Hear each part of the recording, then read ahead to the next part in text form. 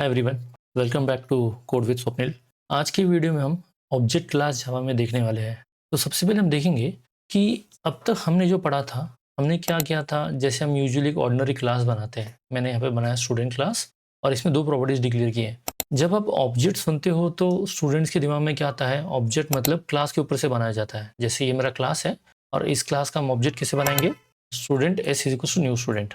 तो ये जो मेरा ऑब्जेक्ट बनाएगा कंस्ट्रक्टर और न्यू कीवर्ड मिलके, और वो किसमें रेफरेंस होगा, उसका एस में होगा। मतलब इन शॉर्ट जावा में हम कैसे ऑब्जेक्ट बनाते हैं ये, और ऑब्जेक्ट क्या है तो क्लास के ऊपर से एक रियल वर्ल्ड एंटिटी बनाई जाती है। अब एक स्टेप अगर हम आगे जाएंगे तो हमारे पास ऑब्जेक्ट नाम का भी क्लास एग्जिस्ट करता है, राइट। अब ये जो क्लास है वो अवेलेबल है आपका java.lang पैकेज के अंदर।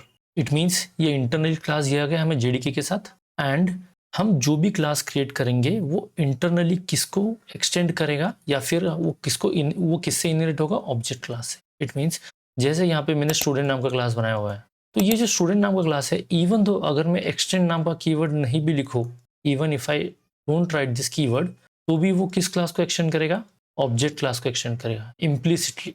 इसी चीज़ की वजह से इसको सुपर क्लास भी कहा जाता है। इट मीन्स अगर मेरे पास ए क्लास है, ए क्लास एक्सटेंड करेगा बी क्लास को, तो इंटरनली बी क्लास कहीं ना कहीं तो ऑब्जेक्ट क्लास को एक्सटेंड करने ही वाला है। So this is the God father class of Java, उसको ऐसा भी कहा जाता है, जो कि सबसे टॉप पे रहेगा। एंड इसके ऊपर मतलब ऑब्जेक्ट क्लास किसी के ऊपर एक्सटेंड नहीं करता, वो सबसे टॉप मोस्ट का क्लास है। अब ऐसा क्यों बनाया गया, like why there is a need of object class. तो देखो, ऑब्जेक्ट क्लास के अंदर कुछ कॉमन मेथड्स दी गई है हमें। अब कॉमन क्यों कहा जाता है, तो लेट्स से मैंने अभी यहाँ पे एक स्टूडेंट नाम का क्लास बनाया, मैं कल को जाके टीचर नाम का क्लास बनाऊंगा, प्रिंसिपल नाम का क्लास बनाऊंगा, एम्प्लॉय नाम का क्लास बनाऊंगा, वॉट। और इन चारों पांचों क्लास के अंदर मुझे अगर कुछ कॉमन फंक्शनलिटीज चाहिए जो जावा के पॉइंट ऑफ व्यू से है, तो वो जो कॉमन मेथड्स ऑफ फंक्शनलिटीज है वो दी गई हमारे ऑब्जेक्ट क्लास के अंदर। अब ऑब्जेक्ट क्लास ऐसा है कि जो ऑलरेडी प्री रिटर्न है, आप उसको मॉडिफाई नहीं कर सकते, राइट। तो इसमें कुछ हमारे पास लगने वाली यूजफुल मेथड दी गई है। तो सबसे पहले मेथड है टू स्ट्रिंग। अब ये मेथड क्या करता है, returns string representation of object. मैं आपको ये मेथड एकदम डिटेल में समझाता हूँ। देखो, हम आते हैं हमारे कोड में, यहाँ पे हमने क्या किया है, स्टूडेंट नाम का क्लास बनाया एज यूजुअल। यहाँ पे मैंने स्टूडेंट क्लास का ऑब्जेक्ट बनाया। यहाँ पे मैं सेट करता हूँ s dot name is equal to, हम करेंगे स्वप्निल। मैंने यहाँ पे roll number and name set कर दिया है। अगर मुझे इस स्टूडेंट ऑब्जेक्ट को प्रिंट करना है तो मैं क्या करूँगा, एस डॉट टू स्ट्रिंग करूँगा। अब ये टू स्ट्रिंग नाम का जो मेथड है, अब आप देख रहे हो ये मेथड मैंने कहीं पे लिखा हुआ है स्टूडेंट क्लास के अंदर, कहीं पे भी नहीं लिखा। यूजुअली हम क्या करते हैं, जैसे मैं करता हूँ पब्लिक वॉइड प्ले, तो स्टूडेंट क्या करता है, प्ले एंड स्टडी, ये दो चीज़ें करता है वो। तो जैसे प्ले नाम का मेथड बनाया हुआ है, अगर मुझे इस प्ले नाम के मेथड को कॉल करना है तो मुझे क्या करना पड़ता है, स्टूडेंट क्लास का ऑब्जेक्ट बनाना पड़ता है। तो मैंने वो यहाँ पे क्रिएट किया। अब मैं करता हूँ एस डॉट प्ले, तो जैसे यहाँ पे प्ले नाम का मेथड है, इन द सेम वे यहाँ पे क्या है, एस डॉट टू स्ट्रिंग भी आया। तो ये टू स्ट्रिंग मेथड कहाँ से आया, तो ये स्टूडेंट क्लास इंटरनली किसको एक्सटेंड करता है, ऑब्जेक्ट क्लास को एक्सटेंड करता है। और टू स्ट्रिंग नाम का जो मेथड है वो किस में लिखा हुआ है, ऑब्जेक्ट क्लास के अंदर लिखा हुआ है। तो अगर आप यहाँ पे जाके क्लिक भी करोगे तो यहाँ पे देखो आपको छोटा सा पॉपअप आ रहा है जिसके अंदर लिखा हुआ है object public string to string. Object class से आई हुई मेथड है एंड पब्लिक है, रिटर्न क्या करती है, स्ट्रिंग रिटर्न करती है। और वो क्या करता है, टू स्ट्रिंग मतलब ऑब्जेक्ट को स्ट्रिंग में कन्वर्ट करती है। तो अगर मैं इसको रन करूंगा तो यहाँ पे मेरा क्या आया, यहाँ पे मेरा इन शॉर्ट आप बोलो कि ये मेरा, बट मुझे क्या प्रिंट करना है, मुझे तो स्टूडेंट का object as it is print करना है जिसके अंदर मेरे पास डिटेल्स आनी चाहिए, राइट। तो in short to string method जो ऑब्जेक्ट क्लास के अंदर लिखी हुई है वो क्या करती है, उसका उसका हैश कोड जनरेट करती है, मतलब वो हैश कोड प्रिंट करती है। तो यहाँ पे इन्होंने इंटरनल इंप्लीमेंटेशन क्या लिखा हुआ है, क्लास का नाम लेना है @। तो मेरा क्लास देखो मेरा प्रिंट क्या हुआ है यहाँ पर, अगर आप इसको वापस रन करोगे तो यहाँ पे प्रिंट हुआ है स्टूडेंट @ATFB वट एवर। तो वो लॉजिक कहाँ से आया, तो देखो ये क्लास का नाम प्लस @ एज इट इज हुआ and integer dot to string hash code. तो हैश कोड को हेक्स में कन्वर्ट करके वो यहाँ पे प्रिंट किया गया है। सो ये रेफरेंस एड्रेस है, ये जो है ना, ये क्या है, इस ऑब्जेक्ट का एस का ये रेफरेंस एड्रेस है। पर मुझे क्या करना है, मुझे तो रेफरेंस एड्रेस में कुछ इंटरेस्ट नहीं है, मुझे तो एक्चुअल में वैल्यूज प्रिंट करनी है, मतलब ऑब्जेक्ट के अंदर जो जो डेटा है वो मुझे दिखना चाहिए। तो वो हम कैसे करेंगे, उस चीज़ के लिए हमें क्या करना पड़ता है, ओवरराइड करना पड़ता है टू स्ट्रिंग मेथड को। अब वो कहाँ पे ओवरराइड करेंगे, स्टूडेंट क्लास में ओवरराइड करेंगे। तो हम यहाँ पे आएंगे, हम लिखेंगे टू स्ट्रिंग। तो जैसे आप टू स्ट्रिंग लिखोगे आपको यहाँ पे हिंट आएगा पब्लिक स्ट्रिंग टू स्ट्रिंग, इसको आपको डबल क्लिक करना है तो ये आपका मेथड क्या हो गया, ओवरराइड हो गया, राइट। अब आपको क्या रिटर्न करना है, स्ट्रिंग रिटर्न करना है। हम क्या करेंगे, हमारे कन्वीनियंस के हिसाब से स्ट्रिंग रिटर्न करेंगे। तो मैं चाहता हूँ कि मुझे सारे वैल्यूज़ प्रिंट करनी है, तो मैं क्या करूँगा यहाँ पर, लेट्स सी, मैं करता हूँ नेम, मेरे पास नेम है, प्लस मैं डबल कोट में दे सकता हूँ जो भी आपको देना है, आप यहाँ पे हाइफन दे सकते हो स्पेस देके, प्लस यहाँ पे आप करोगे रोल नंबर और आप यहाँ पे सेमीकोलन दे सकते हो। तो अब क्या होगा, तो लेट्स सी, देखो मैं आपको बताता हूँ। अब मैंने क्या किया, एस डॉट टू स्ट्रिंग, तो जैसे मैं टू स्ट्रिंग पे करूँगा तो अब मेरा जो मेरा पॉइंटर है, जैसे मैं इस पर क्लिक करके पहले कहाँ पर जाता था, पहले मैं ऑब्जेक्ट क्लास में जाता था और मेरा ये कोड एग्जीक्यूट होता था। अब वो कोड एग्जीक्यूट ना होते हुए मेरा कौन सा कोड एग्जीक्यूट होगा, टू स्ट्रिंग वाला कोड होगा, दैट इज मैंने खुद का लिखा हुआ ओवर रिटन वाला कोड। तो आप इसमें कुछ भी लॉजिक लिख सकते हो, इट्स अप टू यू, आप कैसे भी उसको रिप्रेजेंट कर सकते हो। Values are colon plus name hyphen roll number. तो अगर इस प्रोग्राम को अगर मैं रन करूंगा अभी, तो मेरा क्या प्रिंट होगा, वैल्यूज आर स्वप्निल हाइफन 10। क्यों, क्योंकि इसने क्या किया, टू स्ट्रिंग मतलब ऑब्जेक्ट को, जो आपका जावा का जो ऑब्जेक्ट है उसको आप स्ट्रिंग में कैसे रिप्रेजेंट करना चाहते हो, इसके लिए मेथड दिया गया। अब ये मेथड कहाँ पे काम में आता है, तो यूजुअली ये ज़्यादातर डीबगिंग में काम में आता है। तो ये जो कॉमन मेथड दिए गए हैं, मोस्टली इसका यूसेज जो है वो डीबगिंग हो गया, या फिर इक्वालिटी चेक करने के लिए हो गया, दो ऑब्जेक्ट्स इक्वल है नहीं वो चेक करने के लिए। तो आगे जाके हम कवर करने वाले हैं, एक एक मेथड यहाँ पे हमने दिए हुए, इक्वल्स है, हैश कोड है, क्लास का नाम प्रिंट कर सकते हैं, ये ऑब्जेक्ट किस क्लास को बिलोंग करता है, and so on. We will go one by one for each and every method. तो टू स्ट्रिंग मेथड समझ में आ गया। नाउ नेक्स्ट मेथड है हमारे पास इक्वल्स। अब ये इक्वल नाम का मेथड क्या करता है, कंपेयर्स टू ऑब्जेक्ट्स इक्वलिटी, मतलब दो ऑब्जेक्ट इक्वल है या नहीं ये चेक करता है। अब देखो इसका डिफॉल्ट बिहेवियर और हम अगर ओवरराइड करेंगे उसका बिहेवियर, ये दोनों बिहेवियर हम अलग रख सकते हैं। जैसे टू स्ट्रिंग में हमने क्या देखा, तो टू स्ट्रिंग में डिफॉल्ट बिहेवियर क्या आता था, तो उसका हैश कोड जनरेट होता था उस क्लास का, मतलब उस ऑब्जेक्ट का, सॉरी उस ऑब्जेक्ट का हैश कोड जनरेट होता था। वेरएस अगर मैं उसको टू स्ट्रिंग को ओवरराइड करता हूँ तो जैसे मुझे वैल्यूज प्रिंट करनी है उस वे से मैं प्रिंट कर सकता हूँ, right. In the same way हम इक्वल नाम का मेथड चेक करेंगे अभी। तो यहाँ पे हम आते हैं मेन मेथड में, और यहाँ पे मैं क्या करता हूँ, और एक ऑब्जेक्ट क्रिएट करता हूँ। तो मैंने क्रिएट किया student S1 is equals to new student, and यहाँ पे देता हूँ मैं name Vishal, and roll number मैंने क्या सेट किया, 20 सेट किया हुआ है। अब मुझे क्या करना है, ये दोनों ऑब्जेक्ट इक्वल है नहीं ये मुझे चेक करना है। हम क्या करेंगे, SOUT S डॉट इक्वल्स। तो ये जो इक्वल्स नाम का मेथड है ये भी कहाँ पे लिखा हुआ है, ऑब्जेक्ट क्लास के अंदर लिखा हुआ है, तभी तो हम उसको एक्सेस कर पा रहे हैं। क्यों, क्योंकि स्टूडेंट क्लास का तो कोई पेरेंट क्लास है क्या, नहीं है। फिलहाल तो हमने किसी को एक्सटेंड किया या नहीं किया, बट इम्प्लिसिटली वो किसको एक्सटेंड करता है, ऑब्जेक्ट क्लास को एक्सटेंड करता है। और ऑब्जेक्ट, उसी ऑब्जेक्ट क्लास के अंदर कौन सा मेथड लिखा गया, इक्वल्स नाम का मेथड लिखा है। अगर आप यहाँ पे जाओगे तो देखो, अब उसने क्या लॉजिक लिखा है, दिस मतलब मेरा करंट ऑब्जेक्ट। तो मेरा करंट ऑब्जेक्ट कौन सा है, S, जिसके ऊपर मैं इक्वल्स कॉल कर रहा हूँ। तो मेरा दिस का वैल्यू क्या होगा, S होगा। इक्वल्स कौन सा, जो मैं ऑब्जेक्ट इसको पास करने वाला, इसको हम कैसे रीड करेंगे, S डॉट इक्वल्स। तो मैंने इक्वल्स जो कॉल किया है वो किस ऑब्जेक्ट पे किया हुआ है, S ऑब्जेक्ट पे किया हुआ है। तो ये जो दिस का वैल्यू है वो होगा S ऑब्जेक्ट, एंड ये जो इसके अंदर में जो S1 नाम का ऑब्जेक्ट भेज रहा हूँ वो यहाँ पे आएगा S1। तो S एंड S1 इसकी इक्वलिटी डबल इक्वल से चेक करता है। तो अगर मैं यहाँ पे करता हूँ S डॉट इक्वल्स S1, हम इसको रन करेंगे तो मेरा आउटपुट क्या आया, फॉल्स आया। क्यों आया फॉल्स, तो मेरे दोनों ऑब्जेक्ट अलग है। अब यहाँ पे एक इंटरेस्टिंग पॉइंट है, ध्यान से सुनना। अगर आपको लग रहा है कि इसकी वैल्यूज अलग है, इसके वजह से इसने मुझे फॉल्स रिटर्न किया, तो let's check that as well. ऐसा तो यूजुअली होता नहीं है, but I just wanted to show you. तो यहाँ पे मैंने क्या किया, एज इट इज दोनों ऑब्जेक्ट्स की वैल्यूज क्या रख दी, एग्जैक्टली सेम रख दी, that is Swapnil and 10, Swapnil and 10। और यहाँ पे मैं करता हूँ S1, माय बैड, यहाँ पे मैंने S1 करना चाहता उस टाइम पे, राइट, S एंड S1। अगर मैं इसको रन करता हूँ तो यहाँ पे क्या है, मेरा फॉल्स है। क्यों, क्योंकि मेरे दोनों के दोनों ऑब्जेक्ट क्या है, अलग है। Both objects are my different. S को अलग मेमोरी एलोकेट हुई है और S1 को अलग मेमोरी एलोकेट हुई, मतलब मेमोरी में ये दो ऑब्जेक्ट्स मेरे अलग अलग लोकेशंस पे है। इट्स लाइक ये आपका मेमोरी ब्लॉक हो गया, इसमें आपकी बहुत सारे मेमोरी ब्लॉक्स है, राइट। तो S1 आपका यहाँ पे है और S आपका यहाँ पर है। दोनों ऑब्जेक्ट्स को इंडिपेंडेंटली मेमोरी एलोकेट हुई है और वो इक्वालिटी चेक कर। बट वेयर एस अगर आपको उसके कंटेंट चेक करने हैं, आपको कंटेंट बेसिस पे चेक करना है कि यार दोनों ऑब्जेक्ट इक्वल है नहीं है, तो आपको क्या करना पड़ेगा, इक्वल्स नाम का मेथड आपको ओवरराइड करना पड़ेगा, एंड अब उसके अंदर खुद का लॉजिक लिखोगे। तो हम यहाँ पे आते हैं, यहाँ पे मैं इक्वल्स नाम का मेथड लिख लेता हूँ। तो यहाँ पे हम करेंगे इक्वल्स, आपको करना है ओवरराइड।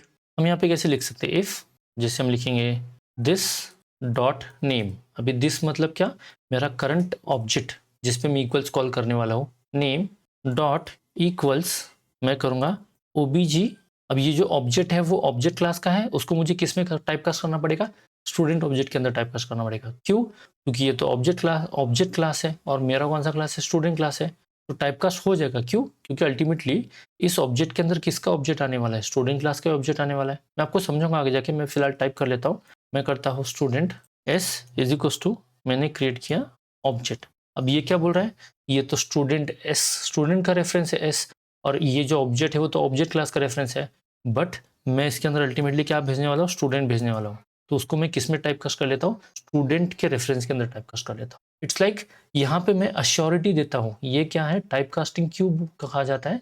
यहाँ पे मैं अश्योरिटी देता हूँ कि ये जो ऑब्जेक्ट है इसकी वैल्यू में क्या भेजने वाला हूँ? स्टूडेंट क्लास का ही ऑब्जेक्ट ही भेजने वाला हूँ। जैसे हम यहाँ पे करेंगे एस डॉट इक्वल्स, और मैंने किसका ऑब्जेक्ट भेजा है? स्टूडेंट का ऑब्जेक्ट भेजा है S1। और एस मतलब क्या हो गया? मेरा करंट ऑब्जेक्ट, जिसके ऊपर मैंने इक्वल्स नाम का मेथड कॉल किया है। इक्वल्स मैंने क्या दिया है? S1 दिया हुआ है।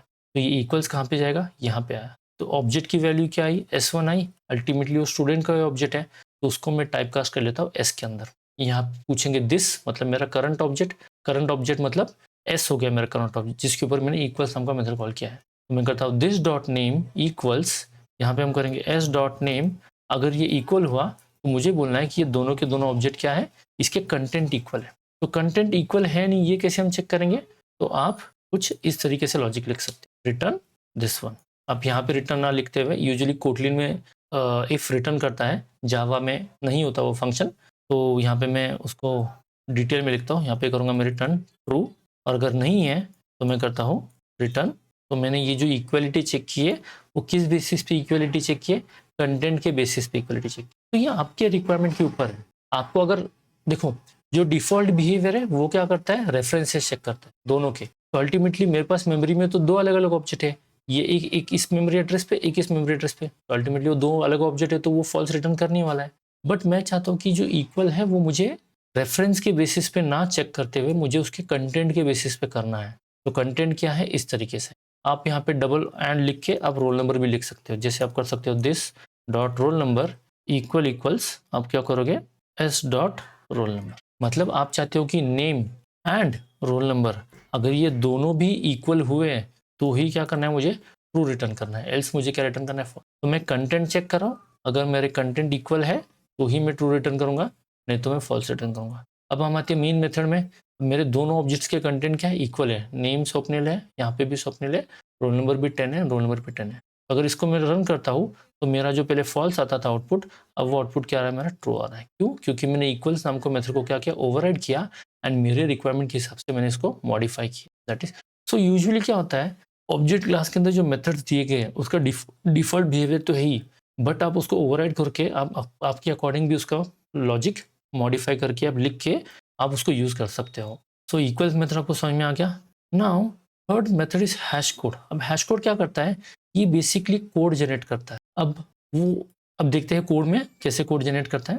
तो यहाँ पे हम आएंगे एंड मैं यहाँ पे लिखता हूँ SOUT, मैं लिखता हूँ S डॉट हैश कोड। मुझे S ऑब्जेक्ट का हैश कोड चाहिए, मैं करता हूँ SOUT, मैं करता हूँ S1 डॉट हैश कोड। मुझे दोनों ऑब्जेक्ट्स के हैश कोड चेक करने हैं। तो अगर उसको मैं रन करता हूँ तो मेरे दोनों ऑब्जेक्ट्स के हैश कोड क्या है? दोनों अलग अलग है, राइट। तो यूजुअली हैश कोड किसके ऊपर जनरेट किया जाता है? तो उसका जो मेमोरी लोकेशन होता है, मेमोरी एड्रेस जो होता है, मेमोरी एड्रेस के बेसिस पे हैश कोड जनरेट किया। ये इंटरनल लॉजिक लिखा हुआ है। तो अगर हम यहाँ पे जाएंगे, इसका लॉजिक देखेंगे तो देखो हैश कोड यहाँ पे ऑब्जेक्ट क्लास में दिया है, एंड इसको अगर हम कहाँ पे इंप्लीमेंट किया हुआ है तो अलग अलग क्लासेस में इसको यहाँ पे इंप्लीमेंट किया हुआ है। Now forget about this internal logic क्या लिखा हुआ है, बस इतना समझो कि हैश कोड क्या देता है मुझे? एक इंट वैल्यू जनरेट करके देता है। किसके बेसिस पे? तो ये एस जिस मेमोरी एड्रेस पे स्टोर हुआ है उस एड्रेस के बेसिस से मुझे एक हैश कोड जनरेट करके दे देता है, that is integer code generate करके देता है। जो फोर्थ मेथड है दैट इज गेट क्लास। अब मैं चाहता हूँ कि ये जो मेरा ऑब्जेक्ट है वो किस क्लास को बिलोंग करता है। अगर मुझे चेक करना है तो आप वो भी चेक कर सकते हो। आप बोलोगे एस डॉट, जैसे मेरा एस मेरा ऑब्जेक्ट है इस स्टूडेंट क्लास का यहाँ पर, तो मैं करूँगा एस डॉट गेट क्लास। तो अगर आप इसको रन करोगे तो मेरा क्या आएगा? क्लास का नाम आएगा, दैट इज कौन सा क्लास है? That is class student. क्या प्रिंट किया उसने? Class student. अगर आप यहाँ पे देखोगे तो यहाँ पे इंटरनली उसका आपको वो मेथड दिया गया है, ऑब्जेक्ट क्लास के अंदर से आता है वो मेथड। अगर आपको चेक करना है तो देखो ये मेथड कहाँ पर है? ये मेथड बिलोंग करता है ऑब्जेक्ट क्लास के अंदर। नाउ इसके बाद जो हमारा मेथड आता है, दैट इज क्लोन नाम का मेथड आता है। क्लोन क्या करता है? Create and returns a copy of object, मतलब एक ऑब्जेक्ट का मुझे और एक क्लोन क्रिएट करना है, डुप्लीकेट करना है। अब इसके अंदर भी शैलो कॉपी और डीप कॉपी होता है। तो बाय डिफ़ॉल्ट ये जो क्लोन मेथड है वो आपको शैलो कॉपी रिटर्न करता है। अब शैलो कॉपी और डीप कॉपी एक अलग कंसेप्ट है। इसके ऊपर में मेरा जो नेक्स्ट वीडियो होगा वो शैलो कॉपी और डीप कॉपी के ऊपर ही आने वाला है, इसके बाद वाला वीडियो। तो उसके में अंदर मैं आपको डिटेल में समझाऊंगा। बट फिलहाल ऐसा समझिए कि आपका एक ऑब्जेक्ट है, उसका और एक कॉपी क्रिएट होगा, दैट इज शैलो कॉपी। और वो कौन करके देता है? क्लोन नाम का मेथड करके देता है। तो वो भी हम आपको प्रैक्टिकल करके दिखाते हैं। तो यहाँ पे हम करेंगे एस डॉट क्लोन। अभी एक चीज इंपॉर्टेंट ध्यान से रखना, एक चीज यहाँ पे इंपॉर्टेंट है कि अगर आप चाहते हो कि आपको अगर स्टूडेंट क्लास का कोई ऑब्जेक्ट है और वो क्लोन होना चाहिए, तो यहाँ पे आपको एक इंटरफेस इंप्लीमेंट करना पड़ता है जिसका नाम है क्लोनेबल। तो जब तक आप क्लोनेबल इंटरफेस इंप्लीमेंट नहीं करोगे तब तक आप अगर इस क्लास का जो भी ऑब्जेक्ट है, जैसे एस नाम का ऑब्जेक्ट है, उसका आप क्लोन नहीं बना सकते। तो यहाँ पे हम क्या करेंगे, student x is equal to, मैं करता हूँ s1 डॉट क्लोन। एंड आपको क्या करना है यहाँ पर, इन सारे मेथड्स में, जैसे ये जितने भी हमने मेथड्स देखे हैं उसमें क्लोन जो मेथड है, एक में वो ऐसा मेथड है, मतलब ये एक ही ऐसा मेथड है जिसको प्रोटेक्टेड एक्सेस स्पेसिफायर दिया गया है। Whereas to string equals hash code get class, ये सारे पब्लिक एक्सेस स्पेसिफायर के साथ आते हैं। पब्लिक एक्सेस स्पेसिफायर ऐसे है जिसको मैं डायरेक्टली एक्सेस कर सकता हूँ। मतलब कहाँ से? स्टूडेंट क्लास से। मतलब मेन मेथड में अगर मैं स्टूडेंट क्लास का ऑब्जेक्ट बनाऊँ तो मैं डायरेक्टली हैश कोड कॉल कर सकता हूँ या फिर इक्वल नाम का मेथड कॉल कर सकता हूँ, क्योंकि ये मेथड पब्लिकली अवेलेबल है ऑब्जेक्ट क्लास के अंदर। बट क्लोन नाम का जो मेथड है वो प्रोटेक्टेड है। तो हम क्या करेंगे यहाँ पे, हम उसको क्लोन नाम का जो मेथड है हम उसको यहाँ पे ओवरराइड करेंगे। तो यहाँ पे मैं करता हूँ ओवरराइड क्लोन। अब यहाँ पे क्या है कि ये clone not supported exception throw करता है। क्यों करता है थ्रो? अगर इन केस आपने स्टूडेंट क्लास को यहाँ पे अगर इम्प्लीमेंट क्लोनेबल नहीं लिखा एंड अब स्टूडेंट क्लास के ऑब्जेक्ट को क्लोन करने जाते हो, तो कौन सा एक्सेप्शन थ्रो होगा? Clone not supported exception throw होगा। तो यहाँ पे आता हूँ मैं मेन मेथड में, यहाँ पे मैं करूँगा s1 डॉट क्लोन अगेन।